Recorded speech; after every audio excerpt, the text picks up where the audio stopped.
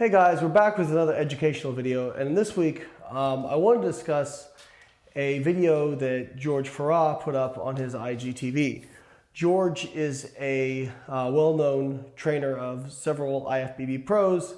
I've given feedback on a few of his videos before. In this one, he made a lot of claims about sugar and cancer. And I want to go, there's a lot of claims, and it's only a 3-minute video. So a lot of people sent me this video, and I didn't want to address it at first, but after watching it, it's too dangerous not to address. It really is.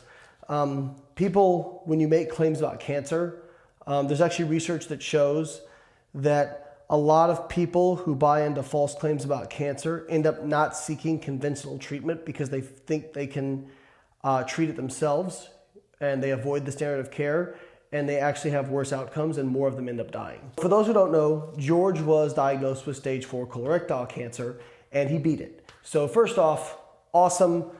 I never want anybody to have to go through cancer. I would not wish that on my worst enemy whatsoever. I'm very glad that George is healthy now. Colorectal cancer is very serious, and it's actually one of the more lethal forms of cancer. Now, here's my problem with the video.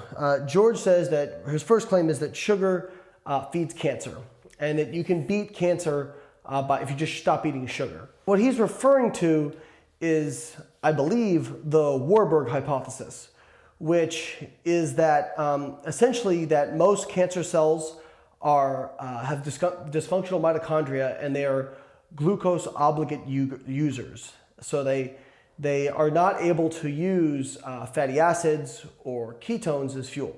So first off, we need to be very specific here. Cancer is not one disease. Cancer is a group of diseases that fall under a banner called cancer. Cancer is nothing more than uncontrolled cell growth. There's a lot of different things that can cause that. And different cancers can have very different treatments. So we also have a broad definition of chemotherapy, but there's different chemotherapy agents for different cancers. Some have similar ones, but there are very different ones depending on the cancer you get. And the Warburg hypothesis, while usually true, it's not as rock solid and did not hold up to scrutiny. And there are cancers that can do just fine without glucose.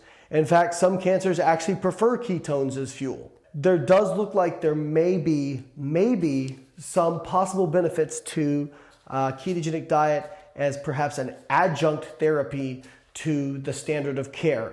However, you have to understand that a lot of people with cancer die from the cachexia, from wasting, from actual muscle wasting. So if you tell them to avoid sugar, which sometimes that's all they can get down, because somebody who's going through chemotherapy or some of these other really difficult treatments, a lot of times they have a lot of nausea, they don't tolerate food very well, and you have to weigh these different things of, okay, well, you want to eat clean or whatever, but you also don't want them to waste away to nothing. So again, I'm not saying that, is it a bad thing for people to limit sugar? Probably not in theory, but you're not going to cure cancer just by eliminating sugar. There's no research supporting that. Furthermore, any carbohydrate that isn't a fibrous carbohydrate is going to break down into sugar during the digestive process. The carbohydrate that turns into sugar from regular carbohydrate is no different when it gets to the cells than the sugar carbohydrate that you ingest orally. The only difference is the time course. There may be small benefits to limiting sugar in terms of glucose control, but when you equate calories in these studies, a lot of those benefits tend to wash out. He also says you can beat it with an alkaline diet. The alkaline diet basically says that some foods are alkaline and some foods are acidic, and that you can kill cancer if you have an alkaline environment. And I think the most popular person with this was Robert Young, who, by the way, is probably going to jail and has already been ordered to pay $100 million in damages for a person who died from cancer. Who knows how many other people died from cancer following his diet, because he was having them eat an alkaline diet instead of getting regular treatment. and also having them, I think, inject sodium bicarbonate. So no, alkaline is not going to kill cancer. Your body keeps different areas of your body in different pHs, all right? So pH is a measure of acidity or basic, or how basic you are, not just your pumpkin spice latte. You're a basic bitch. So if you eat acidic foods, every food has to go through your stomach. Your stomach is 6 molar hydrochloric acid with a pH of anywhere from 1 to 3, I believe. Every food coming out of your stomach is going to be acidic.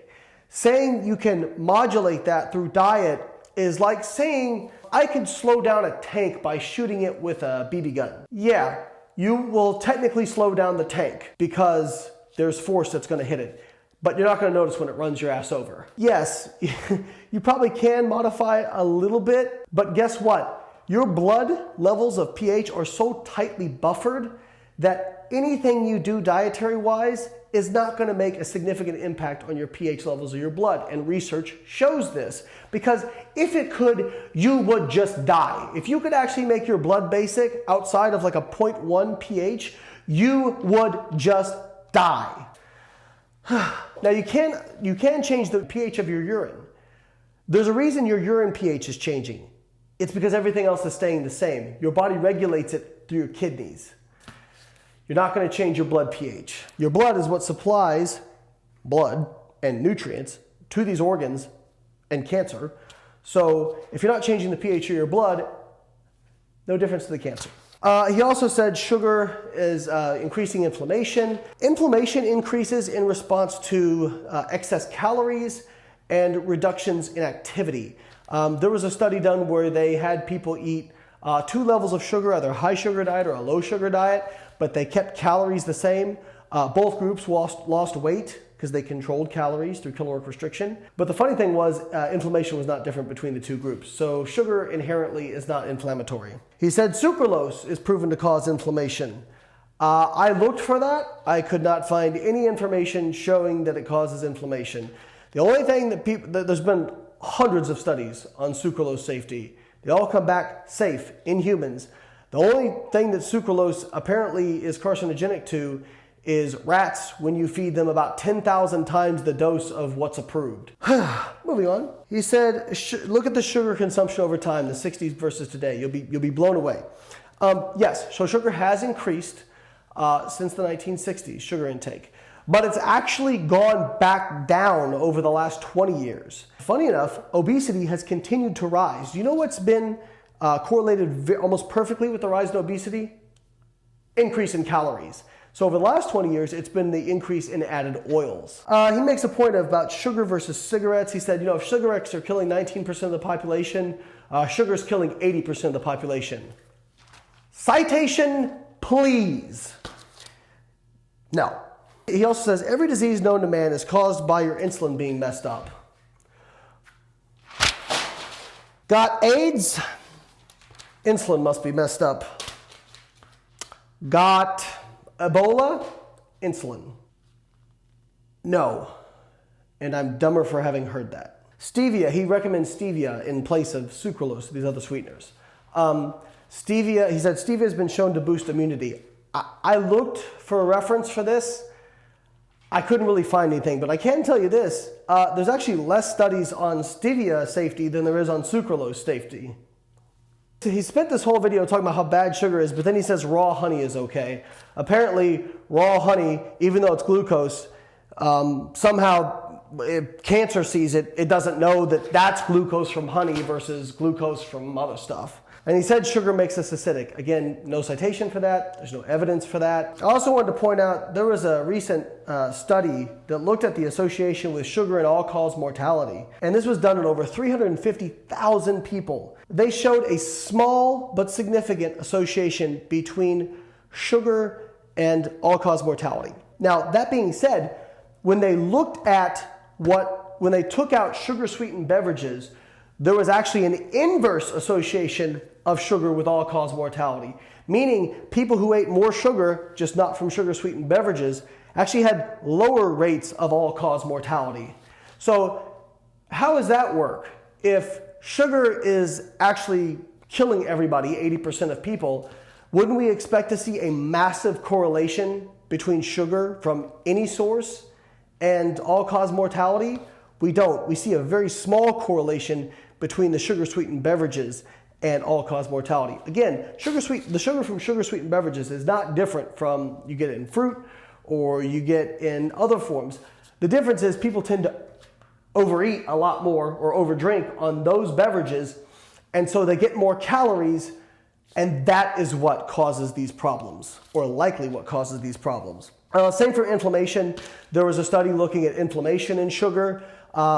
No association with inflammatory markers when you're talking about sugar from solid foods. A small correlation with inflammatory markers if you're talking about sugar from sugar-sweetened beverages. Again, that's from calories being overconsumed. So anyways, George, I'm glad you survived cancer. That's fabulous. Please do not spread this misinformation on your platform. God forbid somebody see it and think they can cure their fucking cancer by just omitting sugar. Please do not believe this shit, people. Please. He talks about it like an expert because he survived cancer. I don't tell people how to rehab back injuries just because I rehab mine, because I don't know what the fuck I'm talking about. I know what I did for my specific back injury, and now I'm better. But I don't have a control group for that. I can't compare that to another treatment and say, oh, hey, this one worked better. I don't know that. Please, just because someone went through something and survived or got better or whatever it is, it does not make them an expert on that particular ailment or disease. George, I wish you the best. I have no personal issue with you. Just please stop spreading this shit. If you're going to make a video talking about this, at least look into the relevant research before you do that. I'm out.